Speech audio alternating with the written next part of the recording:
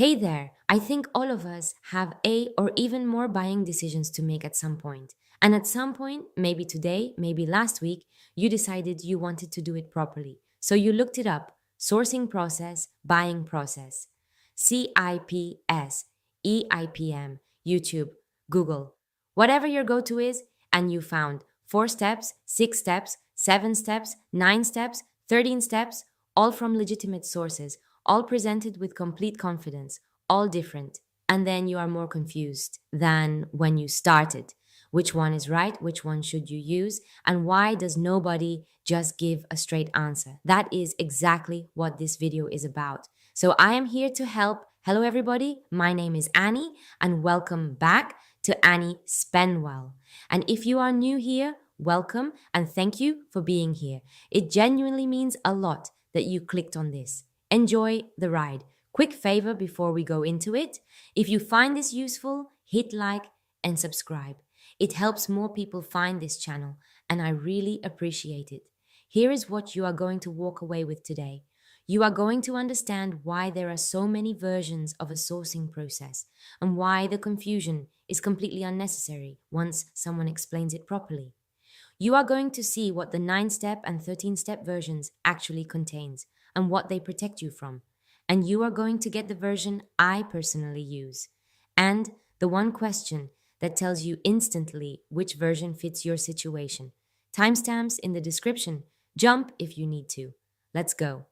Before we walk through each version, I want to settle something that will make everything else make sense. There is no single official sourcing process. There is no governing body that said, here are the steps, memorize them, done. What exists instead is a body of practice that different industries, different companies, and different academics have packaged differently, depending on what they were trying to solve. And this creates a very specific kind of confusion, because when you see 9 steps here and 4 steps there, you assume one of them is wrong, or simplified, or dumbed down. They are not wrong, they are zoomed in or zoomed out. Think of it like a map. A map of your city and a map of your street are both correct.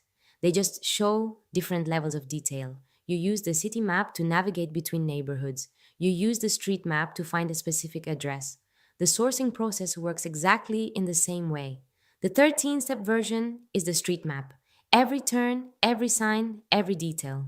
It is what you need when the stakes are high, the contract is complex or in high value, and getting it wrong therefore is expensive.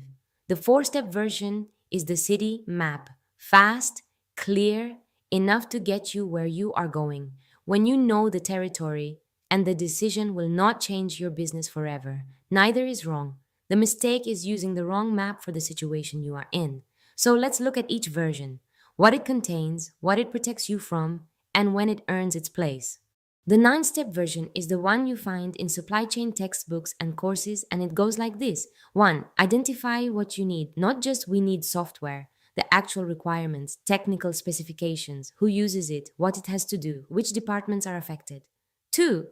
Submit a purchase request, a formal notification that a need exists with price, quantity, time frame, specifications. This goes to the people who approve spend. They say yes or no. If yes, you move forward.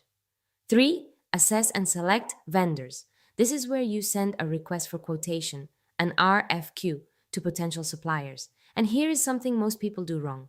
Vendor assessment is not only about cost, it is about reputation, speed, quality, reliability. You can keep a supplier scorecard, a structured way to score every vendor against the criteria that actually matter to you.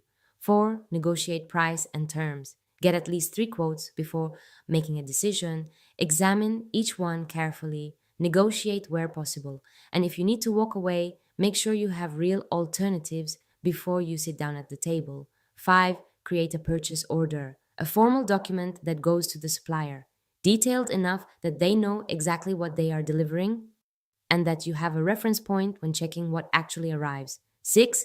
Receive and inspect. Check everything. Does what arrive match what you ordered? Does the quality meet the standard? This is not admin. This is where you catch problems before you pay for them. 7. Three-way matching. This is where accounts payable compares 3 documents: the purchase order, the delivery receipt, and the invoice. The goal is simple: Make sure what you are being asked to pay for is what you actually ordered and what actually arrived. I have seen invoices paid for wrong quantities. I have seen invoices paid twice. Three-way matching catches all of that. 8. Approve and pay. If the three-way match is accurate, pay on time, consistently. Late payment damages supplier relationships and sometimes triggers fees you never budgeted for. 9. Record keeping. Every document from every stage, purchase requests, quotes, negotiations, POs, receipts, invoices. These records let you reorder at the right price in the future. They protect you in audits, they resolve disputes, they are your institutional memory. The 9-step version exists because in a company with multiple departments, multiple approvers, and multiple suppliers, every single one of those steps is a control point, a place where you catch errors, prevent fraud, and protect the business. Is it overkill for buying a team lunch? Yes, obviously. Is it overkill for signing a year-long contract with a supplier who handles your product delivery? Absolutely not. Every step is there because someone, somewhere, got burned without it. Now, let's check the 13-step version, also called the procurement cycle or the procurement life cycle. And the first thing to know, this is not a longer list. It is a different lens. The 9-step version is linear, start to finish, one purchase. The 13-step cycle is circular because procurement does not end at payment. It continues into relationship management, performance review, and eventually end of life. Here is what it adds that the 9-step version does not cover: performance versus conformance specification. Before you go to market, you decide, do you tell the supplier what outcome you need and let them figure out how? Or do you tell them exactly how to do it? Performance specification means the supplier bears the risk if the result is not what you expected. Conformance specification means you bear the risk because you told them exactly what to do. Get this wrong and you end up in a dispute about whose fault it is. Pre-procurement market testing. You check whether the market is even ready before you go out to tender. Are there enough qualified suppliers? Is the pricing environment stable? Is there legislation about to change that will force you to rewrite your specifications mid-process? You find this out before you commit, not while you are already in it. Make or buy assessment. Is this something you should be doing in-house or outsourcing? A bakery's core competency is making cakes. Should they outsource that? Probably not. Should they outsource their accounting? Almost certainly yes. The make or buy decision is one of the most strategic calls in procurement, and it is completely absent from the 9-step version. Total cost of acquisition. Price is just the tip of the iceberg. Beneath it, logistics, handling, training, support, inspection, warranty, switching costs. The 13-step version forces you to think about total cost, not just the number on the invoice. Contract performance review and continuous improvement. The contract is signed. Now what? You manage it regularly. Against the KP is you agreed before signing. You look for waste, you look for quality gaps, you feed what you learn back into the next cycle. Supplier relationship management. A good contract and a good relationship are not the same thing. It is entirely possible to have a contract that delivers results and a supplier relationship that is dysfunctional. The 13-step version treats this as a distinct discipline: asset management and end of life. What happens when the contract ends? Is the need still there? If yes, you restart the cycle from a different point because you already know what you need. If no, you manage the exit, reduce stock, notify the supplier, close cleanly. The 13-step version exists because big decisions have long tails. The contract signing is not the end. It is the beginning of a multi-year relationship that needs managing, reviewing, improving, and eventually ending well. A 10-year infrastructure contract for a government agency, every one of those 13 stages earns its place. Buying email marketing software for your newsletter, you do not need 13 stages. But understanding that they exist and why changes how you approach even the simpler decisions. So we have the 9-step version, we have the 13-step cycle, both valid, both useful in the right context. Now here is my personal answer to the question this video started with. For most decisions, I use 6 steps because 6 steps forces you to think about the full arc. You cannot skip requirements definition. You cannot skip value capture. Both of those are the stages where most people lose money. either because they did not know what they needed or because they signed the contract and then never checked if they were getting what they paid for. But for fast repeating, low risk decisions, I compress to four. When I know the supplier, when the category is stable, when the only variable is price and timing. 4 steps is enough. Anything more is unnecessary. Here is the 6 step version. 1. Initiate. Define the need. Confirm the budget. Get the right people in the conversation before you go anywhere near a vendor. Not a committee meeting. Just who is affected by this decision and what do they actually need. 2. Define requirements. What does this thing have to do? What are the must haves? And what are the deal breakers? The things that, no matter how good the pitch is, if a vendor has them, you walk, write this down before you talk to anyone. This is the step that prevents most of the regret. 3. Generate your supplier portfolio. Go to the market. List who is even in this space. Do not evaluate yet. Just look. 4. Secure the best offer. Run a real process. Tender, benchmark, negotiate. Do not accept the first number you see. Even a short negotiation conversation moves the number more often than people think. 5. Award the deal. Get alignment from everyone who needs to agree. Sign the contract properly. Onboard the supplier so they know what you expect from day one, not from complaint number 3. 6.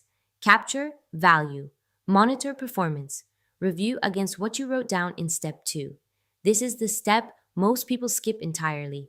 And then 6 months later, they have no idea if the thing is working, they have nothing to compare against, and they renew out of, I cannot deal with this now. Sound familiar? Step 2 and step 6 are where the money is. Define properly at the start, review honestly at the end. Everything in between is just execution. And the 4-step version, engage, source, purchase, pay, engage. Talk to your stakeholders before you go to market. Source, go out, find the options, select. Purchase, create the order, sign the contract. Pay, check what arrived, validate the invoice. Pay. This is the operational shorthand. The version you run when the decision is low risk, the supplier relationship is already established, or speed matters more than precision right now. In big companies, this version runs every day for repeating purchases on existing agreements. The 6-step version runs alongside it for new relationships and significant renewals. Both right, both needed in the same company, sometimes in the same week or day. So, how do you know which version to reach for? One question. If this decision goes wrong, how long will it take me to fix it? If the answer is a phone call or an afternoon, 4 steps, low risk, speed is your friend. If the answer is a few weeks or a renegotiation, 6 steps, a proper process will protect you. If the answer is months or a legal dispute or a serious operational disruption, 9 or 13. The time you invest at the front end is nothing compared to the time you will spend managing a bad outcome at the back end. That is the Zoom test, not how important the decision feels in the moment, the cost and the time of getting it wrong. The process is not bureaucracy, it is insurance. You only appreciate it when something goes wrong. Let me make this concrete, because the version you use should match not just the decision, but your reality as a business, solo. If you are solo, you are probably running the 4-step version already. You just did not call it that. You identify something you need. You check what is out there. You choose and buy. You check the invoice. The thing solo people most often skip, step 1, the engage step.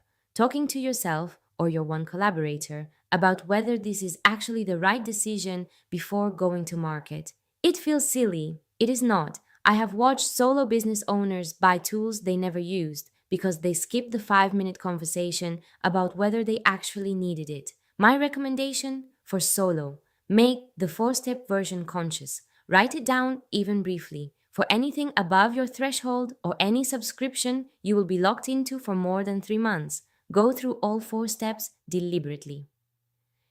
Growing business. This is where 6 steps earns its place. Because growing businesses have a specific problem, solo people do not. More than one person is affected by the decision, but there is no formal process yet. Someone in marketing wants one tool, someone in operations wants another. The founder is trying to keep costs down, and without a process, the loudest voice wins. or the most convenient option wins, or whoever had the last bad experience with a vendor wins. When you write down the must haves and the deal breakers before you start looking at vendors, you stop the conversation from being about preferences and start making it about fit. My recommendation for growing businesses: run the 6 step version for any decision that affects more than one person, costs more than your threshold per month, or has a contract term longer than 6 months. That is your threshold. Big company. In a big company, you probably have all 3 versions running simultaneously. And the challenge is not learning the process, it is knowing which process applies to which decision. Low value repeating buys, 4 steps: new category, new supplier, 12-month contract, 6 steps minimum, strategic supplier, multi year contract, significant financial or operational risk, 9 or 13, full cycle, full documentation, full stakeholder governance. The biggest mistake I see in big companies is not skipping steps. It is using the heavy process for everything. Running a 13-step process to buy office supplies because someone decided to be thorough. That is not procurement excellence. That is bureaucracy. And it costs the company as much as cutting corners does, just in the other direction. My recommendation for big companies: build a clear decision tree. What is the value threshold? What is the contract term? What is the risk profile? Map those to your process version. And then make sure everyone knows which track applies to which situation. Do not know how to start? Check out my procurement policy kit. You can find below the link, and I link the relevant video above in the right corner. Go and check out if you would like to know more. One last thing, and this is the part I find most exciting to share. Everything we covered today: identifying the need, building a specification, scanning the market, eliminating options that fail your criteria, reviewing the outcome — this is not a procurement thing, it is a decision-making structure. And once you internalize it, you see it everywhere. Buying a car, hiring someone, choosing where to move, picking a school, deciding whether to rent or buy office space. Every significant decision has these stages. The people who consistently make better decisions are not smarter. They are more structured. They do not skip the specification stage. They do not jump from "I have a need" to "let me pick something." They slow down at the beginning so they do not spend months fixing a bad outcome at the end. Procurement is how you avoid paying twice, once with money and once with pain and time. And in the next video, we go deeper. We zoom into each step. We build the templates. I give you the documents behind the process. So subscribe and turn on the bell so you do not miss it. So, to bring it all together: 4 steps, 6 steps, 9 steps, 13 steps, all correct, all zoomed in at different levels. 4 steps for fast, low-risk, repeating decisions. 6 steps for decisions that affect more than one person or more than one quarter. 9 or 13 for high-stakes decisions where the full life cycle matters. The Zoom test: if this goes wrong, how long will it take to fix? That one question tells you which version to reach for. Tell me in the comments what you think, or which step would you like to focus and go deeper. Thank you for being here, and see you next time.